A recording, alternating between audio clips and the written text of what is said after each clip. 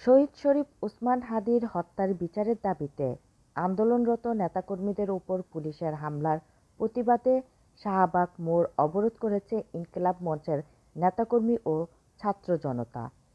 শুক্রবার বিকাল থেকে শুরু হওয়া এই অবরোধ শাহবাগসহ আশপাশের এলাকার দীর্ঘ যানজটের সৃষ্টি হয়।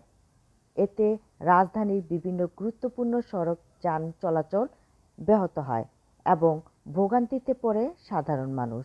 পরিস্থিতি নিয়ন্ত্রণে আনতে ঘটনাস্থলে অতিরিক্ত পুলিশ মোতায়েন করা হয়।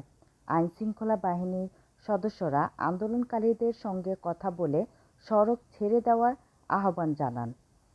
এক পর্যায়ে পুলিশের তৎপরতায় ধীরে ধীরে পরিস্থিতি নিয়ন্ত্রণে আসে এবং যান চলাচলের স্বাভাবিক করার চেষ্টা শুরু হয়। তবে আন্দোলনকারীরা জানান, শহীদ শরীফ ওসমান হাদির হত্যার বিচার না হওয়া পর্যন্ত তাদের কর্মসূচি অব্যাহত থাকবে।